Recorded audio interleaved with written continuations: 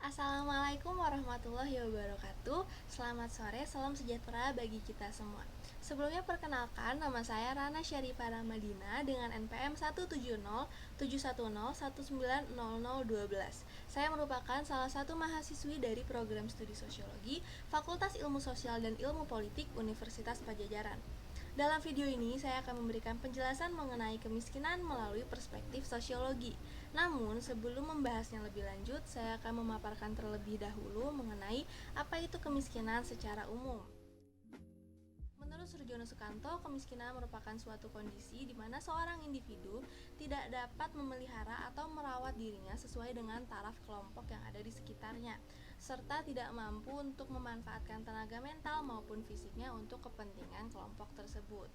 Dari definisi tersebut, dapat disimpulkan bahwa secara umum kemiskinan merupakan suatu kondisi di mana seorang individu tidak memiliki kemampuan untuk memenuhi standar hidup rata-rata masyarakat di suatu daerah atau kelompok.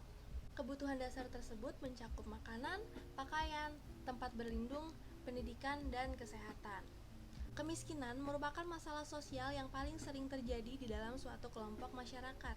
Namun, sebenarnya apa yang menyebabkan kemiskinan ini dapat terjadi? Menurut Ginanjar Karasasmita, ada 4 penyebab utama kenapa kemiskinan dapat terjadi. Yang pertama adalah rendahnya taraf pendidikan. Rendahnya taraf pendidikan ini akan menyebabkan seorang individu tidak memiliki kemampuan atau pengetahuan yang cukup untuk mendaftarkan atau melamarkan dirinya ke lowongan-lowongan kerja yang tersedia. Dengan kata lain, lapangan pekerjaan yang tersedia untuk individu yang memiliki taraf pendidikan rendah akan sangat sempit. Selain itu, lowongan atau lapangan pekerjaan yang tidak membutuhkan latar pendidikan yang memadai biasanya berpendapatan sangat rendah, sehingga cenderung para pekerja di dalamnya tidak mampu memenuhi kebutuhan sehari-hari. Selanjutnya, yang kedua, rendahnya tingkat kesehatan. Seperti apa yang sudah dipaparkan oleh Surjono Sukanto sebelumnya, kemiskinan merupakan suatu kondisi di mana seorang individu tidak dapat memanfaatkan tenaga mental maupun fisiknya untuk kelompok sekitar.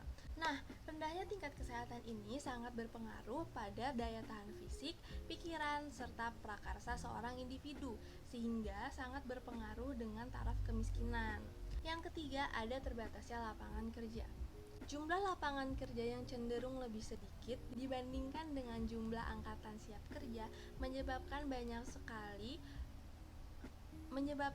sekali masyarakat yang sudah siap kerja namun tidak bisa mendapatkan pekerjaan.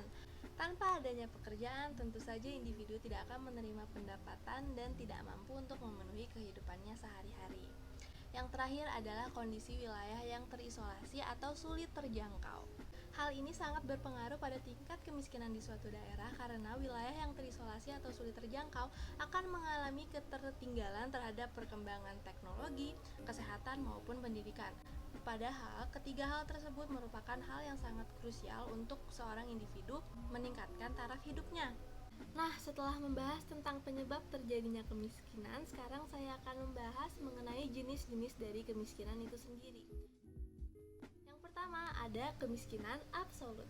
Kemiskinan absolut merupakan suatu kondisi di mana seorang individu mengalami kemiskinan karena tidak mampu memenuhi kebutuhan minimum hidupnya untuk memelihara fisiknya agar dapat bekerja penuh dan efisien. Yang kedua, ada kemiskinan relatif. Kemiskinan relatif merupakan suatu kondisi di mana masyarakat mengalami kemiskinan karena kebijakan pembangunan yang belum mampu menjangkau seluruh lapisan masyarakat, sehingga menyebabkan ketimpangan distribusi pendapatan. Yang ketiga, ada kemiskinan struktural. Kemiskinan struktural merupakan kemiskinan yang terjadi akibat adanya ketimpangan antar struktur masyarakat, di mana kondisi tersebut tidak menguntungkan bagi golongan atau struktur masyarakat yang lebih lemah. Yang keempat, ada kemiskinan situasional atau kemiskinan natural.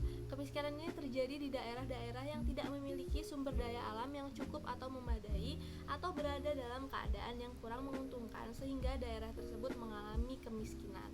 Yang terakhir dan yang kelima, ada kemiskinan kultural. Kemiskinan kultural merupakan kemiskinan yang terjadi akibat kultur atau budaya masyarakat yang dipertahankan secara turun-temurun, dan ternyata budaya tersebut merupakan penyebab dari masyarakat tersebut menjadi miskin atau tidak bisa menaikkan taraf hidupnya. Sosiologi memiliki beberapa teori maupun pendekatan yang dapat digunakan oleh masyarakat untuk memahami kemiskinan melalui perspektif sosiologi. Yang pertama ada teori patologi sosial yang menganggap kemiskinan merupakan bagian integral dari masyarakat. Yang kedua ada teori disorganisasi sosial yang menganggap bahwa kemiskinan merupakan dampak dari perubahan sosial yang sangat cepat sehingga masyarakat tidak mampu untuk mengikuti arus perubahan tersebut sehingga gagal memenuhi kebutuhan seluruh anggotanya. Yang ketiga ada teori fungsionalisme. Teori fungsionalisme menganggap orang miskin merupakan bagian dari kelas sosial yang dibutuhkan keberadaannya.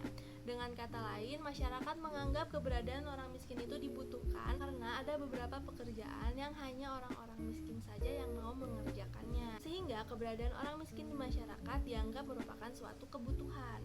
Yang keempat, ada pendekatan simbolik interaksionisme yang berpendapat bahwa kemiskinan merupakan sebuah konstruksi masyarakat yang menganggap bahwa kemiskinan tersebut berasal dari sifat ataupun kepribadian orang miskin itu sendiri. Selain keempat teori yang sudah disebutkan tadi, terdapat 6 teori lainnya yang dapat digunakan untuk mengkaji masalah sosial kemiskinan, yaitu teori analisa konflik sosial, teori feminis, teori multikultur, teori intersection atau perpotongan, pendekatan politik, dan pandangan liberal. Secara singkat, kajian sosiologis terhadap kemiskinan berhubungan erat dengan tingginya tingkat pertumbuhan penduduk dan rendahnya ketersediaan lapangan pekerjaan. Untuk mengukur kemiskinan, terdapat beberapa cara yang bisa digunakan. Yang pertama, ada cara dari Bank Dunia.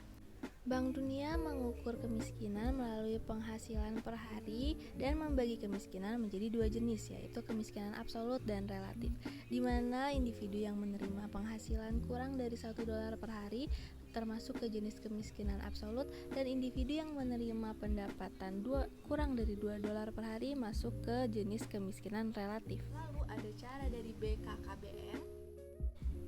BKKBN mengukur kemiskinan dan mengklasifikasikan kemiskinan menjadi 4 kategori, yaitu keluarga sejahtera 1, keluarga sejahtera 2, keluarga sejahtera 3, dan yang terakhir keluarga sejahtera 3+. Kemudian ada pengukuran yang dipaparkan oleh Profesor Sayokyo. Profesor Sayokyo mengukur kemiskinan berdasarkan jumlah konsumsi beras per tahun oleh tiap kapita dengan rincian yang sudah terpapar. Lalu yang terakhir ada pengukuran kemiskinan berdasarkan dengan Badan Pusat Statistik.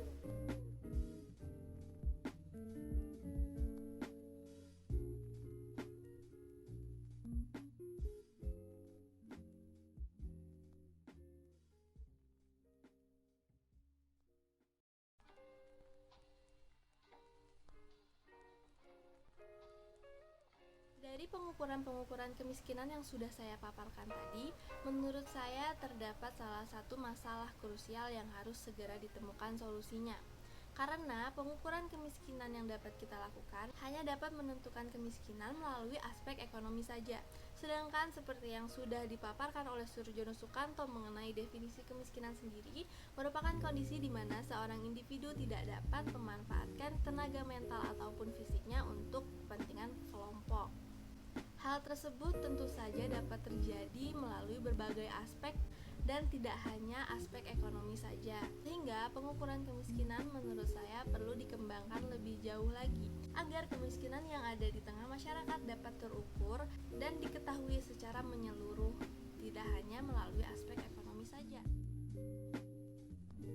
Untuk mengatasi kemiskinan, menurut saya terdapat 4 solusi utama yang dapat dilakukan baik oleh pemerintah maupun masyarakat itu sendiri. Solusi yang pertama adalah peningkatan kualitas pendidikan yang diterima oleh masyarakat. Yang kedua, mengadakan latihan kerja ataupun pengembangan sumber daya manusia. Yang ketiga, peningkatan kesehatan masyarakat. Dan yang terakhir, peningkatan infrastruktur desa. Pembahasan mengenai solusi untuk mengatasi kemiskinan tadi merupakan akhir dan juga penutup dari video saya tentang kemiskinan dalam perspektif sosiologi ini. Saya harap penjelasan yang telah saya paparkan tadi dapat bermanfaat bagi kita semua dan menjadi sebuah pengetahuan baru mengenai kemiskinan yang banyak terjadi di sekitar kita. Akhir kata, saya ucapkan mohon maaf bila ada kesalahan baik yang disengaja maupun tidak dalam video ini. Terima kasih. Wassalamualaikum warahmatullahi wabarakatuh.